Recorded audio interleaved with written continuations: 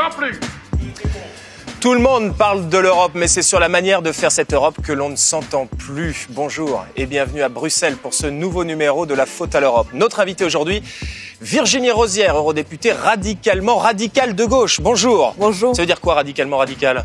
Non, radical de gauche, tout simplement. Tout simplement? Oui. Bon, vous êtes beaucoup encore ou pas? Pardon? Les radicaux de gauche? Oui, bon, on se réorganise un petit peu, mais oui, de plus en plus nombreux.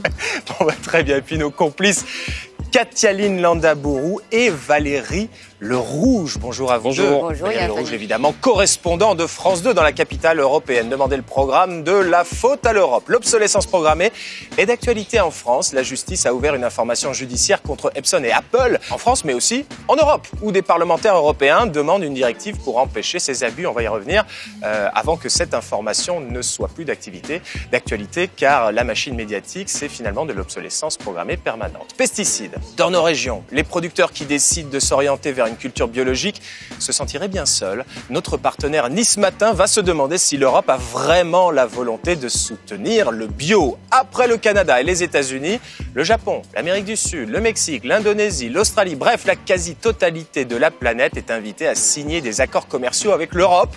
Dans son édito, Jean Quatremer, qui a pourtant un sens du commerce inné, va nous parler de cette frénésie commerciale qui semble avoir saisi Bruxelles. Mais tout de suite, coup de projecteur sur le lobbying des ONG. On parle souvent de ces lobbies industriels et financiers qui ont pignon sur rue ici à Bruxelles. Dans les reportages à la télé, on les illustre généralement avec des hommes en costume tenant des attachés-caisses, sous-entendu plein de cash. Et on parle moins des ONG environnementales qui sont pourtant très présentes. Et même si le rapport de force est souvent déséquilibré, elles ne sont pas sans influence sur le législateur européen. Valérie Le Rouge, qui est en plateau, mais qui est également derrière la caméra, le correspondant de France 2, est allé voir les Verts. Ce sont des lobbies presque comme les autres. Les organisations non gouvernementales sont très implantées ici à Bruxelles pour diffuser leur point de vue, leur expertise, tenter d'influencer les législateurs. Alors certes, elles ont moins de moyens que les lobbies industriels, moins de monde aussi. On estime qu'il y a 3000 salariés pour les ONG ici à Bruxelles sur un total de 30 000 lobbyistes. Des ONG très structurées, très organisées. Dans ce bâtiment, par exemple, situé à 1 kilomètre du Parlement européen, il y a une trentaine d'ONG essentiellement environnementales qui sont très actives auprès des institutions. Et parmi ces ONG, il y en a une dont le travail est d'observer les lobbies avec des militants chercheurs dont Laura Verrec. Comment sont financées les ONG ici? Mais par des dons des individus, également par de l'argent public et par des fondations privées. Est-ce qu'il y a de l'argent européen qui finance les ONG? Oui, certaines ONG reçoivent de l'argent public européen, des lobbies également reçoivent cet argent public. Sur quels critères? Sur un critère de représenter des intérêts différents, afin d'avoir un certain débat au niveau de Bruxelles. Et alors est-ce que les ONG sont aussi subjectives et de mauvaise foi que les lobbies privés et industriels parfois? Alors les lobbies représentent un intérêt commercial et il arrive que l'intérêt public, la santé ou l'environnement soient en contradiction avec cet intérêt commercial et donc parfois on a des positions totalement différentes. Ce qui distingue aussi beaucoup les ONG des lobbies privés, c'est le mode d'action, beaucoup plus sur l'opinion publique pour les ONG, quand les lobbies industriels s'attaquent aux politiques. Voilà, merci beaucoup Valérie Le Rouge. Ah bah non, rien. Merci beaucoup Valérie Le Rouge. Vous êtes là aussi. Ça veut dire quoi ça? Forcément, les lobbies industriels, ils sont subjectifs? Oui, ils ont quand même des intérêts à défendre. Et ce qui est marrant, c'est qu'on a l'impression que les ONG doivent faire de la surenchère pour être à peu près jouer sur le même terrain de jeu. Et parfois, on l'a vu sur le glyphosate par exemple, quand on l'a prouvé, Monsanto a quasi financé certaines études scientifiques allant dans son sens. Je trouve parfois que les ONG nous ont apporté aussi des démonstrations avec des médecins pour nous apporter des cas qui seraient supposés, des maladies supposées être liées au glyphosate. Honnêtement, pour nous, c'est parfois difficile de s'y retrouver. Les médecins sont aussi partie prenante ou ont pris fait et cause contre le glyphosate quand Monsanto, évidemment, vend sa camelote. Virginie Rozière, Daniel Guéguen a fait une étude sur la question il y a quelques mois et je le cite. Contrairement à l'avis général, l'influence des lobbies industriels est plus faible que celle de la société civile à Bruxelles. J'en suis convaincu, ce sont les anti-OGM, les anti-pesticides qui fixent l'agenda et les lobbies industriels courent derrière. Vous êtes d'accord avec ça? Sur le fait de faire émerger les sujets dans le débat public, oui, les ONG jouent ce rôle-là et c'est plutôt très bien. Par contre, sur le résultat, je ne partagerai pas l'avis de la personne que vous citez, parce que ce soit en matière de pesticides, oui, sans doute, que ce soit en matière de pesticides ou on le voit encore là avec le débat et le vote sur la pêche électrique, elles alertent et elles ont raison de le faire, mais les décisions qui sont prises dans les institutions vont pas toujours dans le sens de ce que moi je trouve répondre plus à l'intérêt général. On a quand même toujours une attention particulière, c'est vrai pour le Parlement, mais c'est encore plus vrai je trouve au niveau de la Commission, aux intérêts économiques, financiers dans les propositions de décision qui sont faites. Alors, je dirais que la force des ONG, c'est surtout cette capacité d'inscrire à l'agenda des sujets, donc de forcer un véritable débat politique, là où parfois la Commission européenne et les intérêts privés auraient préféré se montrer discrets. Comme vous l'avez cité, il y a le cas du glyphosate, et puis il y a ce cas emblématique quand même du TTIP, du TAFTA, le traité de libre-échange qui était en cours de négociation avec les États-Unis. Sans le travail des ONG, sans leur alerte à l'opinion publique, il n'y aurait pas eu un débat aussi important, alors que la Commission européenne a, on l'a vu, négocié beaucoup d'accords de libre-échange dans la plus grande discrétion. Celui-là, grâce à certaines ONG, a pu en fait être sur la place publique. Les lobbies classiques, Katia-Line, et les ONG, ils n'ont pas forcément les mêmes moyens. Non.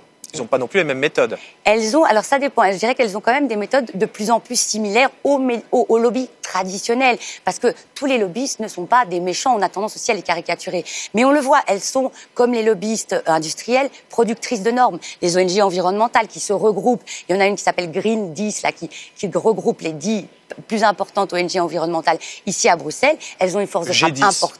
Green 10, oui, voilà, c'est l'équivalent, mais pour les ONG environnementales, dedans il y a Greenpeace, il y a WWF, un certain nombre d'ONG importantes, et elles sont productrices de normes. Et elles sont aussi des relais d'information extrêmement importantes, donc elles fonctionnent quand même sur les mêmes méthodes. Virginie Rosière, je me tourne vers la députée et vers le journaliste aussi, Valérie Lerouge. Vous êtes assaillie par les lobbies au quotidien, vous recevez beaucoup de demandes de rendez-vous. Oui, on est sollicité, mais il ne faut pas caricaturer non plus. C'est normal quand on prépare un texte qui va avoir des conséquences sur un secteur, d'écouter ceux qui sont directement concernés pour avoir leur perception. À suivre, le Parlement européen veut lancer la bataille de l'obsolescence programmée. Nous ne parlons forcément pas de la même Europe.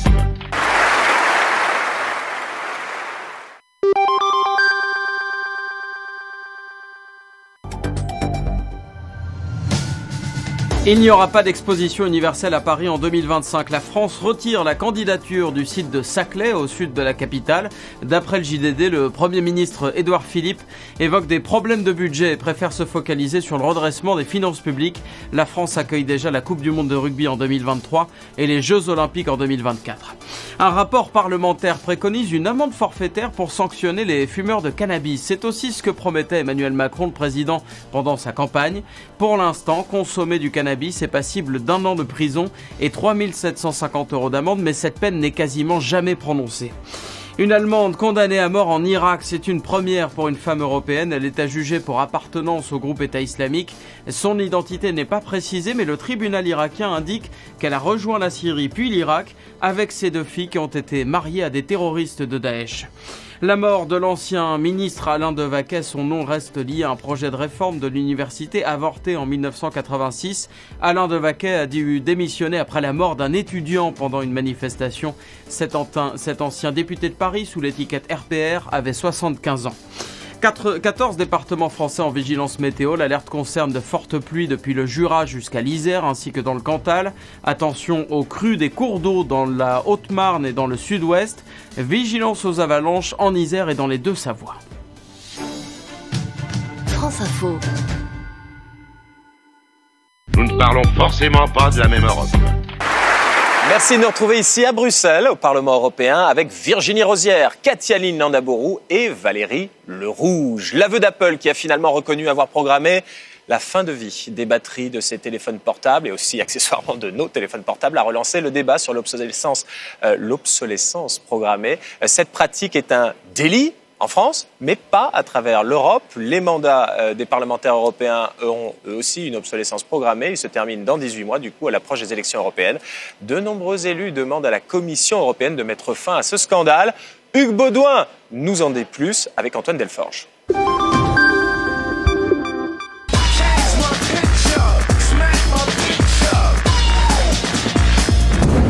députée européenne découvre que son téléphone portable a sa propre vie, parfois très courte. Je me bats avec mon téléphone là, depuis hier, je ne sais pas, il a décidé de se réinitialiser tout seul et il manque plein de fonctions. Rares sont aujourd'hui les équipements électroménagers ou électroniques qui ont une durée de vie supérieure à 5 ans. C'est ce qu'on appelle l'obsolescence programmée. Dans le cœur même de ces produits est inscrite leur fin de vie. Les associations de consommateurs ont une idée assez précise de ce qu'il faudrait faire pour éviter les abus. Parlons de garantie légale, une façon de pousser les constructeurs, les producteurs à allonger le délai de validité de leurs produits serait d'étendre la garantie légale. Actuellement, elle est de 2 ans. Pour certains produits, on peut estimer que c'est une durée de vie normale, mais pour de nombreux produits, c'est beaucoup trop court. Une autre façon d'intervenir pour le législateur européen serait d'obliger les professionnels d'informer les consommateurs sur l'existence de produits de rechange, de pièces de rechange. Autre piste, faire en sorte que les équipements en fin de vie soient réparables. Il faut des mesures pour permettre aux produits de vivre plus longtemps. Et derrière, ça veut dire des produits qu'on puisse réparer, par exemple. Donc ça veut dire des batteries qui soient, par exemple, plus accessibles. Le Parlement européen s'est emparé du sujet il y a quelques mois déjà. Il fait pression sur l'exécutif européen afin qu'il mette sur la table une proposition de directive, sans aucun effet pour l'instant. Quand on les voit agir, c'est plutôt pour rendre la vie plus facile aux entreprises et aux investisseurs que la vie plus agréable aux consommateurs. Maintenant, en effet, les élections approchent et on peut espérer qu'ils disent que finalement, il y a plus d'électeurs qui sont consommateurs que d'électeurs qui sont investisseurs et dès lors, il faut peut-être s'en occuper. En guise de vœu de début d'année, on pourrait ainsi rappeler au président de la Commission que les élections européennes, c'est dans un peu plus d'1 an. Voilà, merci beaucoup Hugues Baudouin. Virginie Rosière, est-ce que vous faites partie de ces eurodéputés qui mettent la pression sur la Commission? Oui, mais ça date pas de la fin du mandat, c'était dès le début du mandat, puisque au début du mandat, on a eu une annonce sur un paquet sur l'économie circulaire, un paquet législatif sur l'économie circulaire que la Commission a retiré. Sans vraiment d'explication. Donc là, on est plus dans une logique pour défense du climat. Oui, de recyclage, de recyclage, de l'éco-conception. De protection des consommateurs. Mais la question de la durabilité des objets rentre aussi dans quelque part. Si on a des objets qui se périment très vite et qui deviennent très vite inopérants, on alimente les déchets. Et donc dans cette logique-là, Pascal Durand, avec lequel je siège en commission marché intérieur et protection des consommateurs, a défendu justement un rapport qui a été voté, qu'on a voté en plénière à l'été 2017, pour justement demander une définition européenne de l'obsolescence programmée. Et qu'est-ce que ça a donné ? La Commission a répondu dans une communication en décembre dernier où elle lance des études et elle encourage beaucoup les filières à s'organiser, mais c'est un petit peu décevant. On n'a rien de vraiment tangible. Vous êtes en train de dire que le Parlement européen pisse dans un violon ?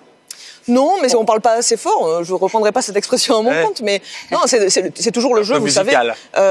On joue notre rôle en étant, on va dire, les plus allants peut-être dans l'idée d'une intégration européenne et puis qui soit au service des consommateurs.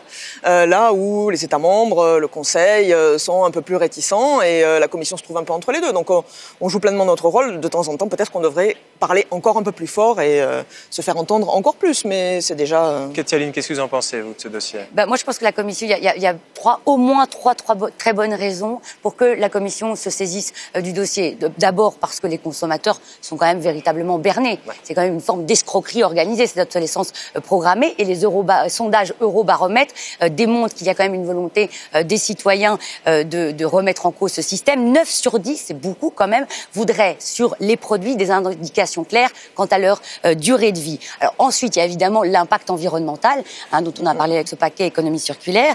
La plupart, ça crée une production de déchets qui ne sont pas forcément recyclés. En France, chaque habitant, regardez un chiffre, jette plus ou moins 20 kilos par an de déchets électroniques. Alors, dernier argument, et qui est d'ailleurs dans le rapport que vous avez cité de Pascal Durand, c'est que ça pourrait créer des centaines de milliers d'emplois.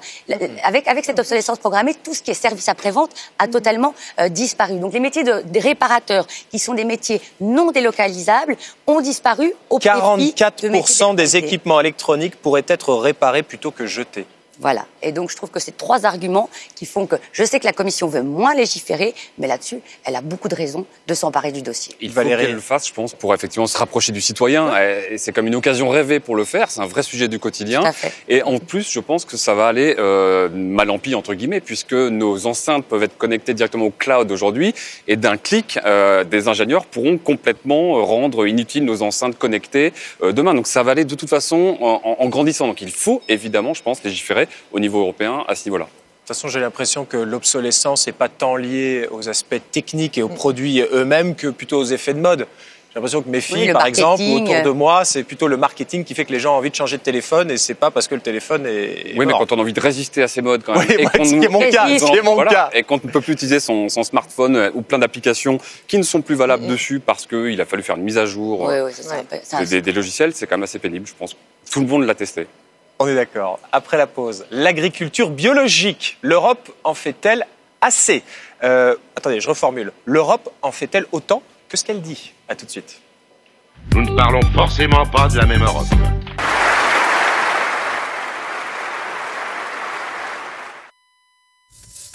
Tous les jours dès 18h sur France Info, c'est la grande édition du soir, présentée par Louis Laforge. Vous êtes fidèles au rendez-vous. Un traitement complet de l'info avec des reportages, des analyses et vos réactions. Vous êtes nombreux à poster des photos sur franceinfo.fr. Le 18-20, du lundi au vendredi, c'est sur France Info, canal 27 de la TNT. France Info, ouvrez l'info.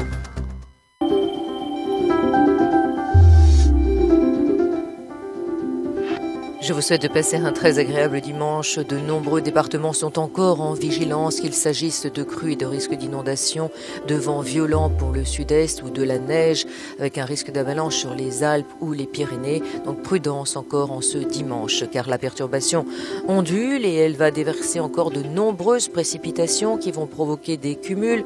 Le lit des fleuves et des rivières est déjà enflé par les pluies précédentes. Et bien, cela peut sortir donc des lits et créer effectivement des risques de crues et d'inondations.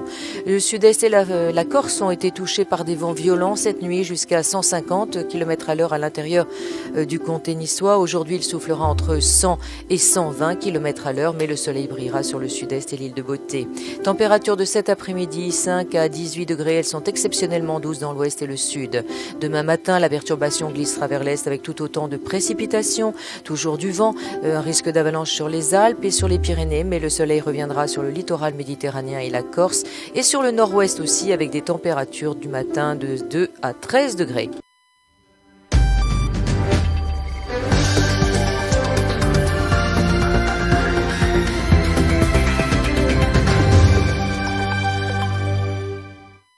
Bonjour à tous et bienvenue si vous nous rejoignez sur France Info. À 15h30, l'actualité, c'est d'abord la disparition d'Alain Devaquet, l'ex-ministre RPR, père d'une réforme de l'université avortée en 1986. Elle avait entraîné un large mouvement de contestation et la mort d'un étudiant. Alain Devaquet avait dû démissionner de son poste de ministre après le retrait de sa réforme. Il avait 75 ans. L'auteur présumé de l'agression de 2 agents pénitentiaires à Borgo, en Haute-Corse, mis en examen. Les faits se sont déroulés vendredi en pleine semaine de mobilisation des surveillants. Par ailleurs, 3 des syndicats des gardiens de prison appellent à un blocage total des établissements pénitentiaires demain. Ils ont rejeté l'accord pourtant négocié avec le gouvernement. Le texte prévoyait notamment de créer plus d'1 millier de postes d'ici 2022. Des peines moins lourdes pour les fumeurs de cannabis, c'est en tout cas ce que préconise un rapport parlementaire. Le Parisien aujourd'hui en France en dévoile les grandes lignes alors qu'il doit être présenté mercredi. Et ce rapport propose de dresser de simples amendes à l'encontre des fumeurs de joint plutôt que des peines de prison, d'ailleurs rarement appliquées. Le but notamment, désengorger les tribunaux. Une réunion urgente du Conseil de sécurité de l'ONU. C'est ce que demande Jean-Yves Le Drian, le ministre des Affaires étrangères, qui s'inquiète des opérations menées par la Turquie en Syrie. Les forces turques ont débuté une opération militaire contre des combattants kurdes. Elles estiment leur présence trop proche de la frontière. Florence Parly, la ministre des Armées, appelle la Turquie à cesser ses incursions militaires. Pour elle, ces opérations ne peuvent que nuire à la lutte contre le groupe État islamique.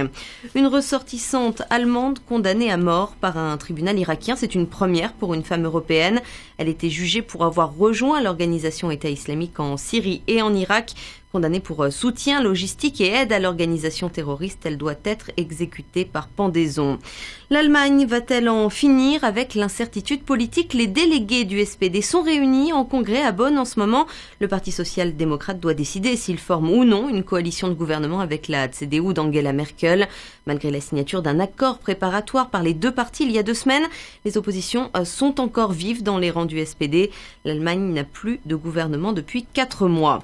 La suite de la 22e journée de Ligue 1 de football. Saint-Etienne affronte Nice en ce moment. À 17h, Metz se déplace à Monaco. Et puis en clôture, Lyon reçoit le PSG ce soir à 21h. C'est le véritable choc du championnat.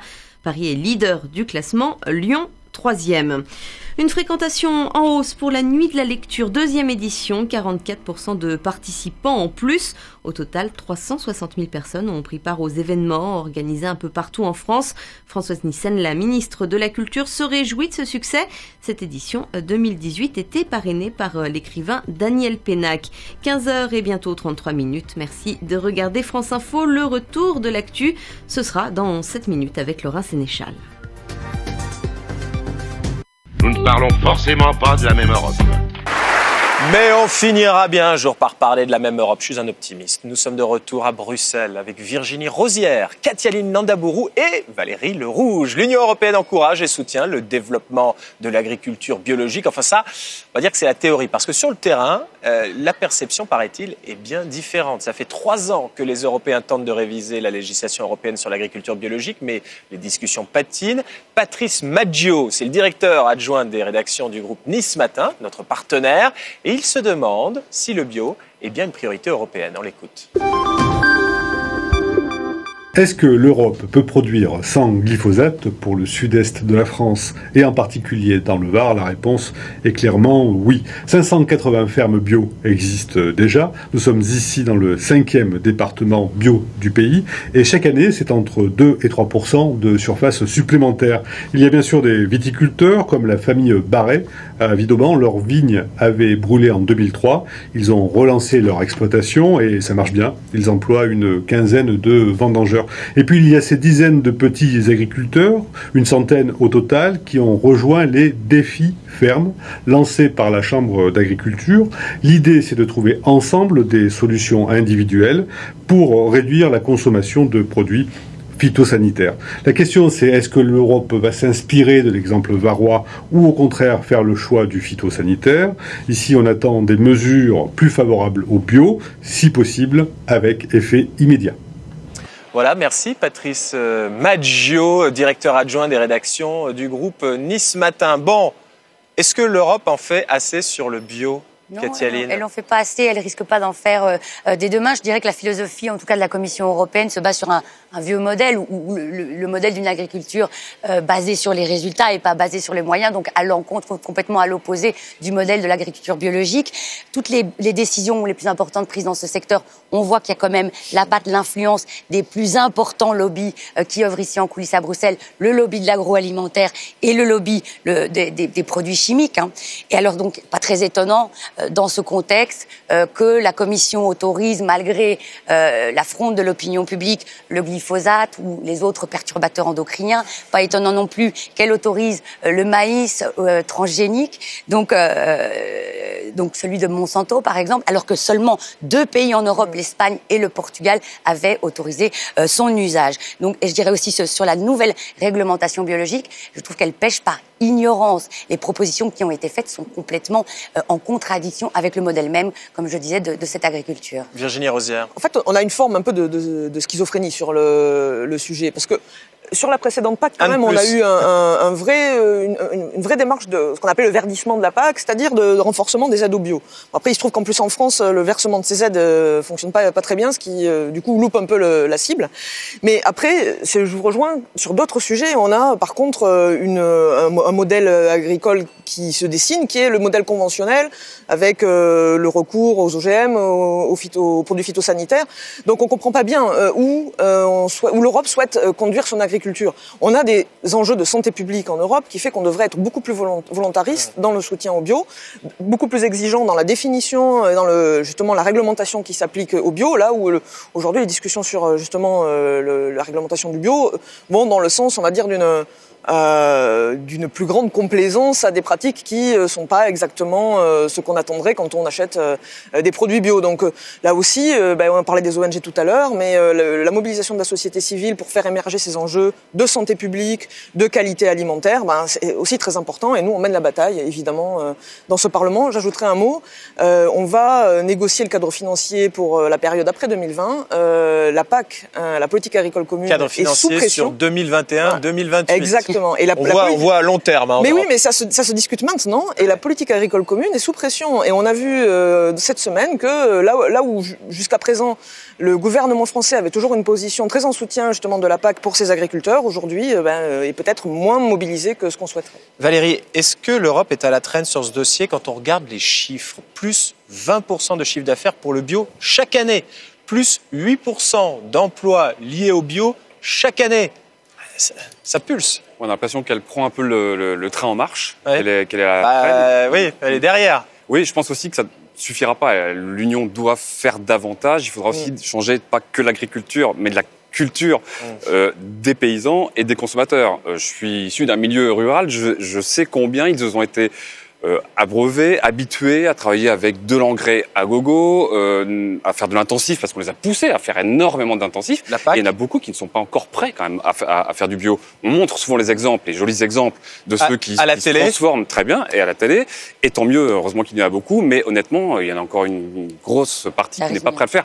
Chez les consommateurs, c'est pareil. Il n'y a rien à faire, ça coûtera un peu plus cher d'acheter du bio. Et beaucoup de consommateurs regardent d'abord le petit prix aujourd'hui. Et c'est normal.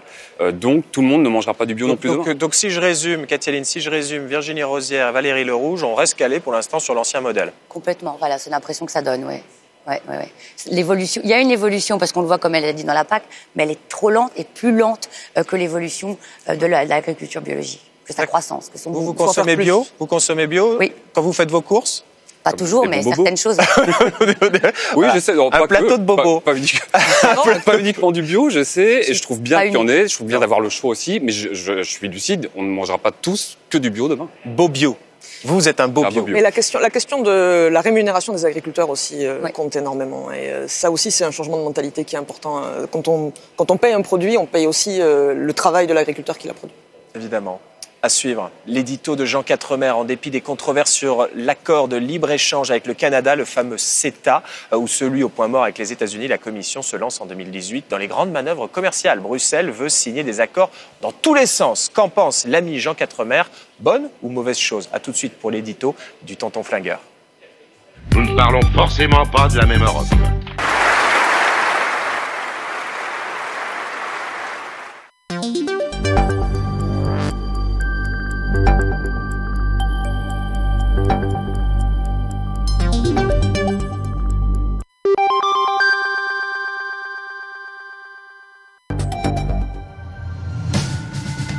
Rejet unanime du projet d'accord dans la pénitentiaire. Il a été négocié avec la ministre de la Justice, Nicole Belloubet, et prévoyait la création de 1000 postes supplémentaires. Mais les syndicats estiment que ces postes ne pourront être pourvus sans revalorisation salariale. Leur mouvement de colère dure depuis une semaine après des agressions, notamment à Borgo, en Haute-Corse. L'auteur a été mis en examen cet après-midi.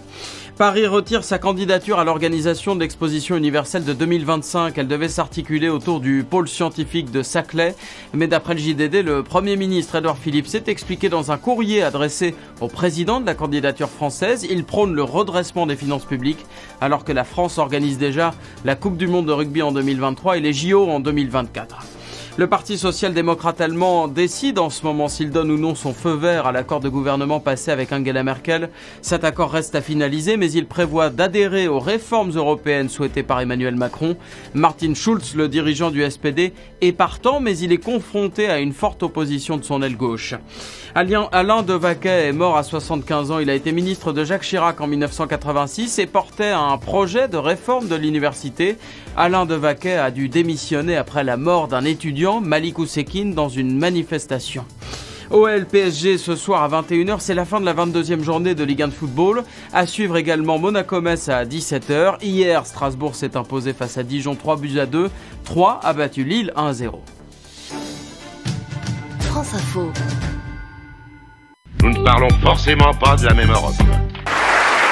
Merci de nous retrouver ici à Bruxelles au Parlement européen avec Virginie Rosière, Katialine Landaburu et Valérie Lerouge. Cecilia Malmström se sent pousser des ailes. Mais qui c'est Cecilia Malmström? Si vous ne savez pas qui est cette libérale suédoise, eh bien c'est notre commissaire européenne chargée de négocier au nom des 28 des accords commerciaux avec l'ensemble de la planète. Et si l'année 2017 a été fructueuse avec notamment l'entrée en vigueur du CETA avec le Canada et puis aussi la conclusion d'un accord de libre-échange avec le Japon, eh bien cette année 2018 s'annonce faste. Amérique du Sud, Mexique, Indonésie, Australie, que dissimule cette frénésie libre-échangiste, mais surtout qu'en pense le frénétique libre-échangiste Jean Quatremer, la chronique de Jean Quatremer de Libération. Moi, quand on m'en fait trop, je correctionne plus. Je dynamite, je disperse, je ventile. C'est de la pure mécanique des fluides. Les États-Unis de Donald Trump s'étant retirés de la scène mondiale, l'Union européenne, qui reste encore la première puissance commerciale et économique de la planète, a décidé d'occuper sa place en devenant le nouveau pivot du commerce mondial. Et elle est soutenue dans ses ambitions par une bonne partie de la planète.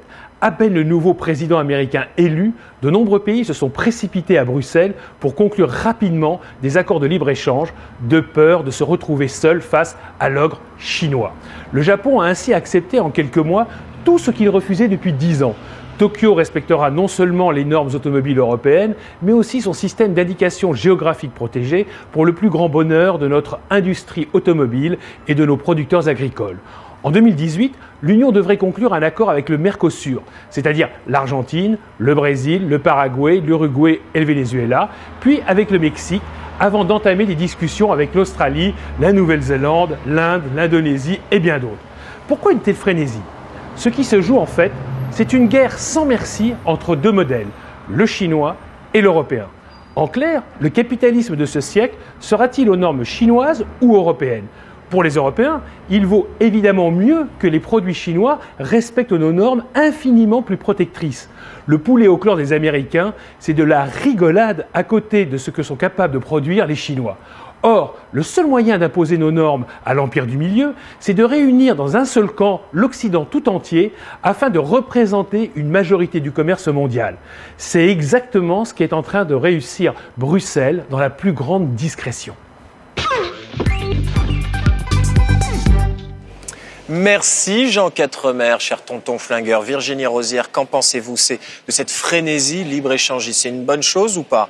Quand on place l'Union européenne comme pivot du commerce mondial. Ça, c'est l'histoire qu'on nous raconte. Je vois qu'elle est restituée ici, qu'on nous raconte aussi la Commission depuis un moment.